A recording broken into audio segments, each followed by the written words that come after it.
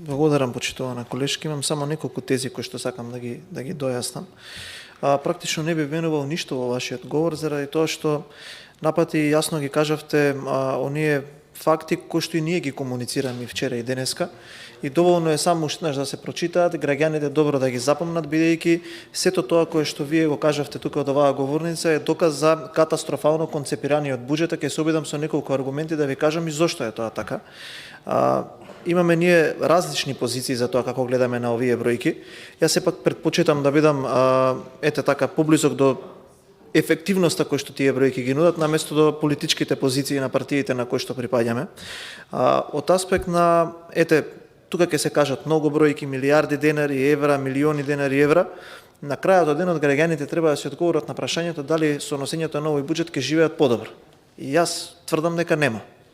Ако ги видите сите релевантни мерења на јавното мислење, ќе видите дека огромниот дел од граѓаните во Република Македонија кажуваат дека економската ситуација во нашата држава е лоша, а поголем процент од нив не веруваат дека во догледно време и ситуацијата ќе се подобри. Тоа е факт. Понатаму, нема да зборувам за општините, покрај тоа што имаме и таму различни гледишта. И самата кажавте во вашиот говор дека зголемен е приносот во буџетот за трансфери кон општини од два факта. Едниот е заради зголемениот процент на ДДВ кој што ќе им се трансферира од оваа година, која што е законска обврска и закон кој што го донесовме заедно, а втората работа е заради поголем износ на дотациите. Ама практично, ако видите за капиталните дотации кои што се префрлуваат кон општините, безмалку сите се намалени. Безмалку сите се намалени и денеска и вчера ви ги прочитавме поставки. И тоа не би било таков голем проблем, заради тоа што еден факт е присутен. Овој буџет ќе има ребаланс веднаш по завршувањето на изборите, бидејќи вака како што е концепиран, е едноставно концепиран од политички мотиви. А ако сакате да ми реплицирате дека тоа не е така, јас би ве замолил само извадете процент во изминатите 2 години, колку дотации имаат добиено општините Пробиштип, Валандово, Демиркапија, Струмица, Центар и тие каде што имаат градоначалници од вашата партија, а врз основа на тоа колку се намалени дотациите на општините каде што градоначалници се од ВМРО ДПМН. Ние тука не мора сега да зборуваме што ќе се прави по општините, доволно е доколку државата има волја да им помогне на градоначалниците на ВМРО ДПМН. Јас ви кажувам една многу искрена работа. Не им префрлајте пари. Едноставно, како до сега, продолжите да ги игнорирате, како да не постојат. Само дајте им согласности од МОН и од Министерството за труд и социјална политика да вработат луѓе во градинките и во училиштата. Затоа што вчера имаше тука една слика на градинката во Прилеп. Зашто не е отворена? Јас ќе ви кажам зашто не е отворена. Затоа што Јованка Тренчовска одбива да дава согласност за вработување во градинката. Тоа е факт. И јас не можам да ја начекам таа господја тука и директно ќе го поставам прашањето. И тоа е факт, тоа не може да се избега. Ако го видите буџетот, вие ги прочитавте ставките и за стоки и услуги, и за договорни услуги. Господјо Ристова, тоа е проблемот во буџетот. Тоа е суштинската проблем во овој буџет. Зошто е тоа така? Бидејќи нема штедење во овој буџет. Не се затегаат трошоците кои што под природа на нештата во услови на криза не би требало да се случуваат.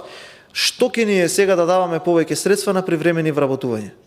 Што ќе ни е сега да даваме повеќе средства на набавка на мебел? Или за набавка на нови возила? Нема потреба, ама ние тоа го правиме. Зошто зголемуваме повеќе средства за стоки и услуги? Зошто зголемуваме повеќе средства за договорни услуги? Па тоа, by the book, е непродуктивно трошење на буџет. И тоа се случува во овој буџет. Не можеме сега ние да велиме не е така. Кога така е, вие ги кажавте тие бројки. Се што сум запишал тука е тоа што вие сте го кажали. Понатаму, да зборуваме и за акцизите и за даноците. Точно е дека се зголемени приходите, односно се предпоставува дека ќе има повеќе приходи во буџетот од акцизи. Вие го кажавте тоа, не јас. Тоа е невидена катастрофа.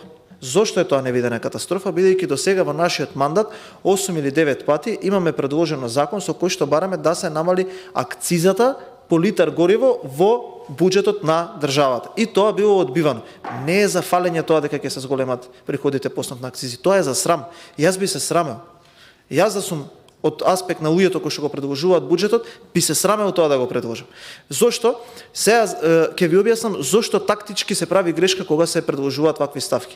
Можете да најдете има една ставка во буџетот, а и во анализата која што не е изработена од парламентарната буџетска, каде што ќе видите дека ставката за создавање на државни резерви е намалена за 400 милиони денари.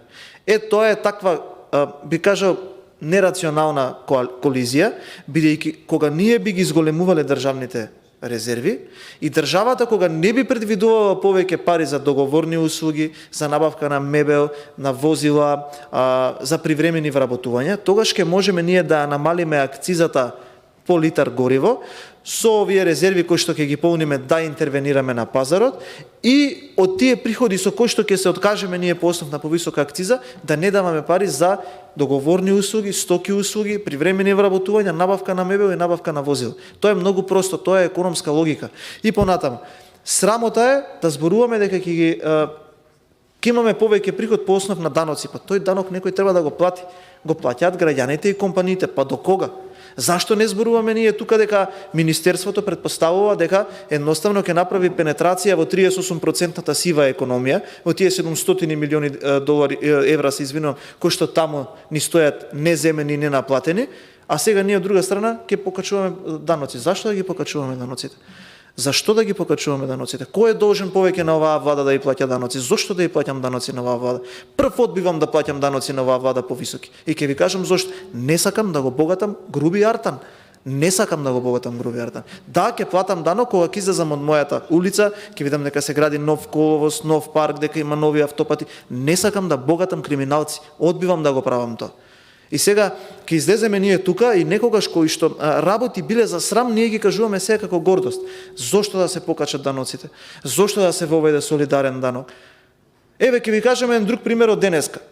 Најверојатно сте ја прочитале веста дека Уставниот суд едноставно ја спори уставноста на оној закон кој што заеднички го гласавме во собранието, каде што дел од вработените во институциите кои што лавираат околу Министерството за финансии треба да добијат 30% повеќе плата. Како можело тоа да стигне на Уставен суд, а Кацарска онамо да ни кажува по телевизии дека тие кои што треба да го платат солидарниот данок да го платат, па после ќе сме виделе? Зашто не ја разгледува таа иницијативност? Нели се еднакви?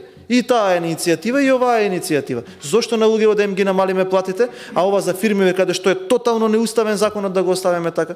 Или сега до година пак ќе направиме нов солидарен данок. Зошто да се качуваат даноците? 100 пати лично јас и колегите кои што ги гледате тука сме поднеле и амандмани и предлог закони, и сега имаме поднесено такви амандмани, државата да се откаже од дел од приходите кои што доаѓаат по основ на даноци, за да ги остави парите кај граѓаните. Ние нема да зборуваме за тука трошки од антикризни мерки. Замислете оваа антикризна мерка.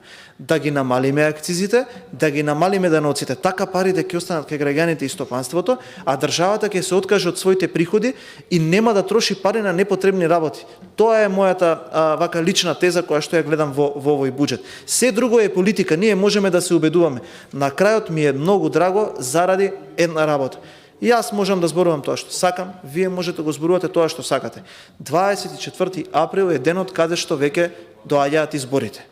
И тука ќе се види дали народот ја поддржува едната економска политика или дали народот ја поддржува другава актуелнава економска политика која што е катастрофална по сите основи. Не постои човек, освен ние 150.000 кои што се симпатизирани на вашата партија и голем дел од нив во приватни разговори не ја осетуваат оваа економска политика која што се случува сега. И јас го разбирам епитетот на буџетот развоен, плански, не знам како го имаат тоа квалификувано луѓето кои што го предложуваат во собрание, но ова не е ниту развоен, ниту со овој буџет можеме да очекуваме подигнување на стандардот, бидејќи е поставен на погрешни основи.